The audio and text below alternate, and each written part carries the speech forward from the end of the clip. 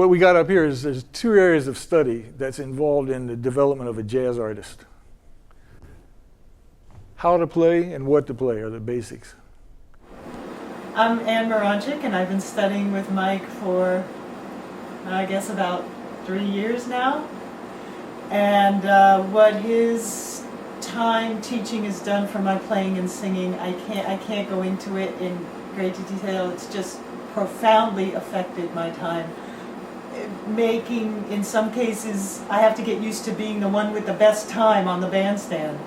Whereas before I used to struggle, I used to wait for the drummer or the pianist, and now I got the time in me. If everything is locked in, I feel like I not only have better time, I feel like I have better pitch, I feel like I have better words and pronunciation.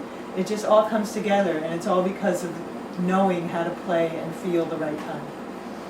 You have to imagine all these things are hitting, all the eighth notes are hitting at the same time. Down here there's 16th notes, but they're hitting in the same place as the eighths.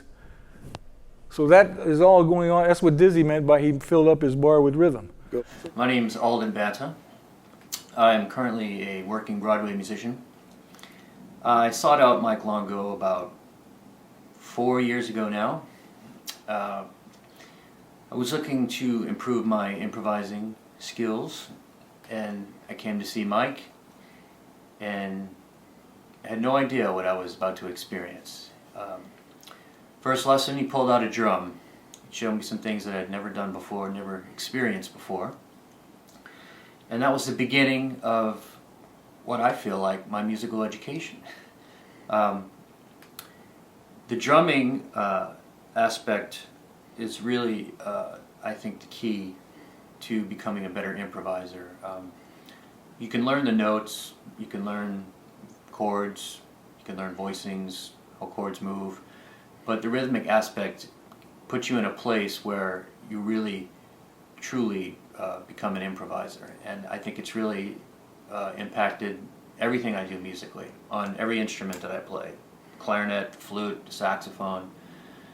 And I feel like the rhythmic thing, the drum thing, is really the key to becoming a better improviser, and it's really impacted me in a big way.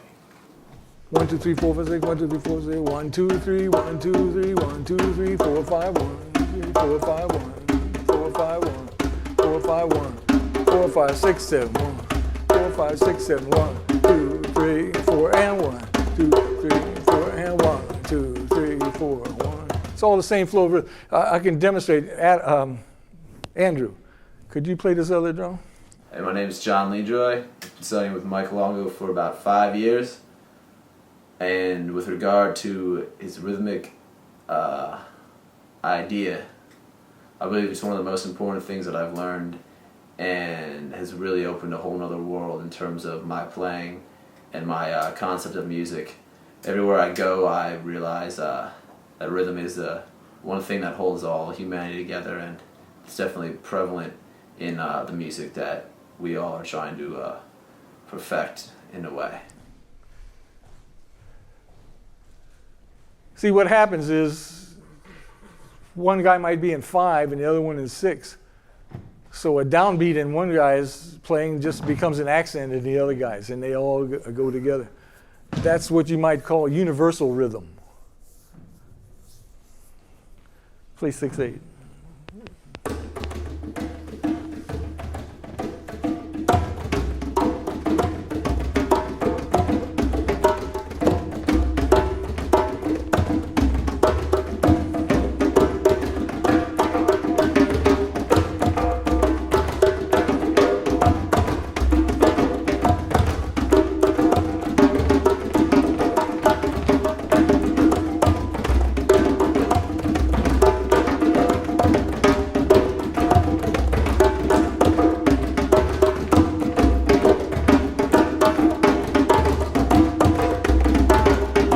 Now, he was playing 6/8, I was playing in 5, I was playing in 7.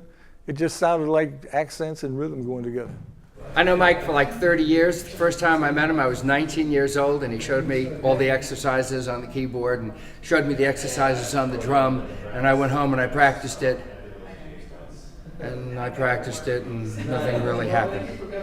So obviously 30 years ago I wasn't ready for it. 30 years later I came back and took the lessons, and this time I actually practiced this drum every single day for hours and hours and hours. And the thing that wound up happening, after 5 months of practicing it, finally one day, all of a sudden, as I was playing, something popped open inside of me. And the way I experienced the notes, like I always used to look at the music look at the piano while I played, all of a sudden my eyes were closed and stuff was coming out of my hands that I could never imagine happening. And as I did each progressive exercise with him, a new thing developed, or just came flying out of my playing. So the one thing I could say is that the next DVDs that are coming out are going to address those issues, and each individual video is going to help you experience a different part of the music. So I really hope everyone enjoyed this one and is going to participate in the ones that follow. Thank you. What is not understood is that Dizzy didn't do it like the Africans. Dizzy did his own take on that. I could tell you a story about years ago I played a solo piano concert at the Barge Music down under the Brooklyn Bridge, and a student of mine he hired a remote recording company to come and record the concert. And so I used to play a lot with Dizzy at his house. Like there were often times when he have a few days off, he wanted to keep his chops up, and I'd go over and we'd play just piano and trumpet. And so he had a funny way of teaching you things. So we were playing chess one night, and we're listening to my recording. So oftentimes he would say something, and he'd be teaching you something, you didn't realize that he was doing that. And so he said to me, he said, "Man, you ever try this rhythm between your right and left hand?" I said, "No." And he showed me this rhythm. He said, "Wait a minute." So he got up and he put on this 8-track tape machine. And on the tape machine, he's playing a different percussion instrument on each track. One track he's playing the congas, another track he's playing a shaker, another track he's playing that thing, and a gourd, cowbell on another one. So I'm listening to it sound like an African drum section. So he said, "Where's one?" And I put one where everybody would hear it.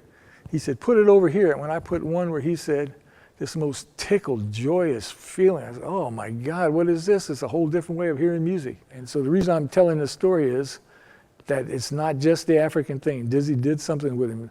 The way he placed his melodic and harmonic concept within the African thing is in a place that the Africans are not privy to.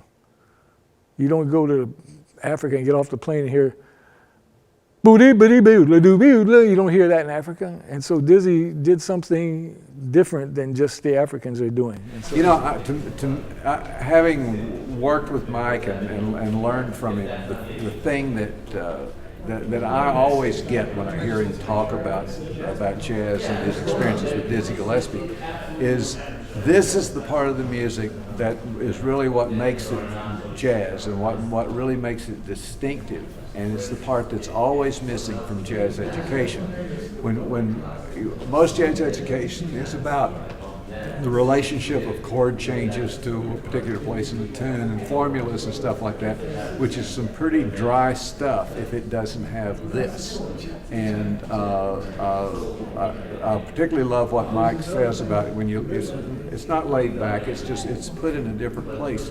And if you listen really closely to Charlie Parker or something like that, you can hear that when they play those rhythms that don't at first look like something that you can understand. You look a little closer, and then there's something hidden in the back. And we're all really fortunate to have Mike Longo preserving his experiences with Dizzy Gillespie for posterity, because I was just sitting back there listening to it and I'm thinking, this is like an archaeologist. And I mean, Dizzy's gone, but this is the closest we're going to get now to finding the key to teaching people how you do this.